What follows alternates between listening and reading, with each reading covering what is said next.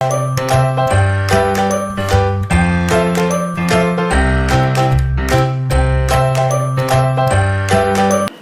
दोस्तों, बढ़ती महंगाई के दौर में बाजार में एक से बढ़कर एक महंगी चीज़ें मिल रही हैं।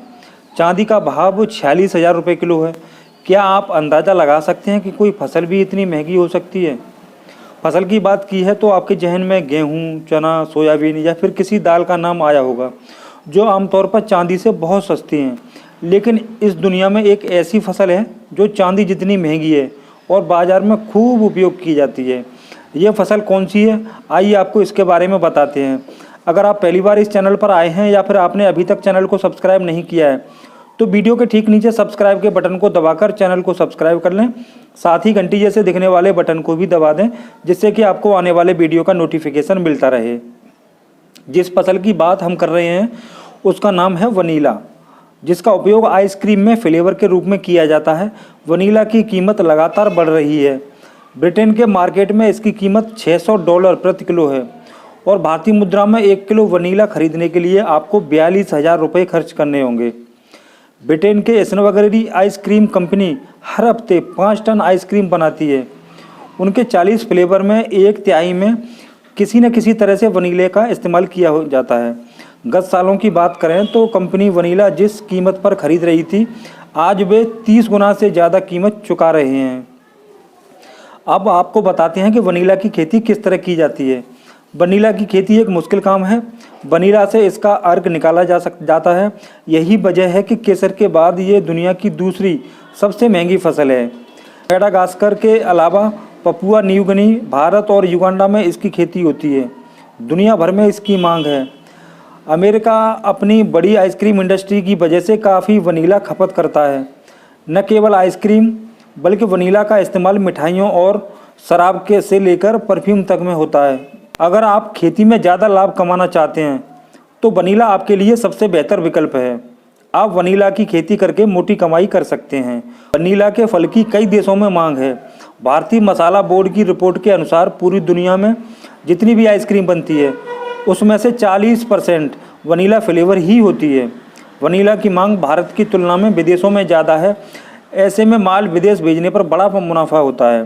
दुनिया का 75% वनीला मेडागास्कर में ही पैदा होता है। भारत में इसकी कीमतों में उछाल रहता है। हालांकि मूल्य स्तर कितना भी हो, वनीला उत्पादक को कभी घाटे का मुंह नहीं देखना पड़ता। आज हम आपको वनीला की खेती कर ज़्यादा कमाई के बारे में बता रहे हैं। भारत में 1 किलो वनीला खरीदने पर आपको 40,000 रुपये तक देना पड़ सकता है।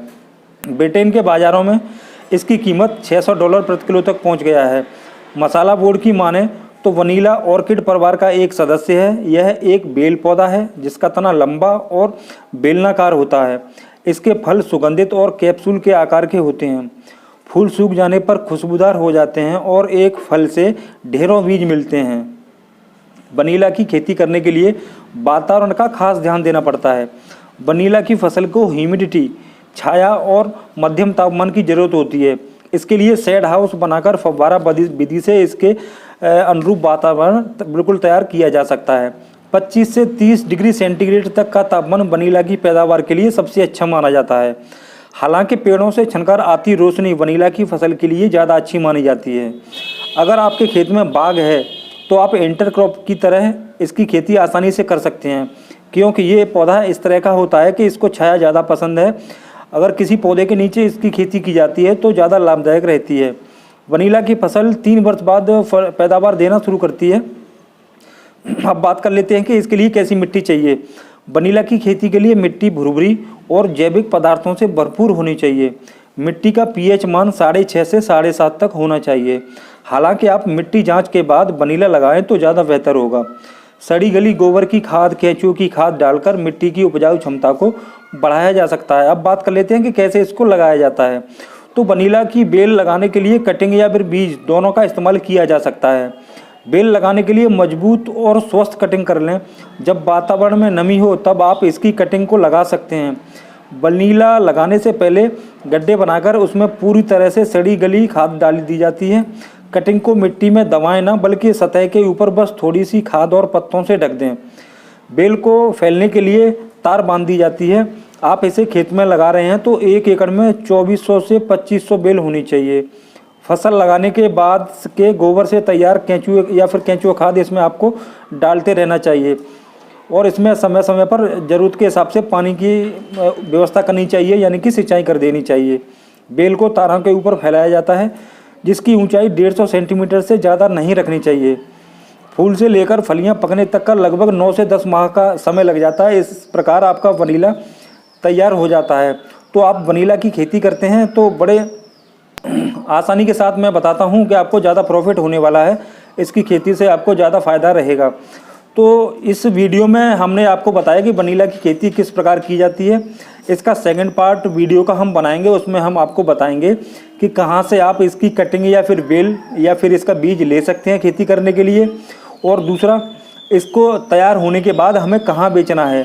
तो वीडियो का जो सेकंड पार्ट आएगा उसको भी मिस मत करना, उसको ज़रूर देखना। उसको हम बताएंगे कहाँ से इसका बीज या फिर प्लांटिंग मटेरियल आप ले सकते हैं और साथ ही बताएंगे कि कहाँ इसको बेचना है। तो वीडियो का सेकंड पार्ट मिस मत करना।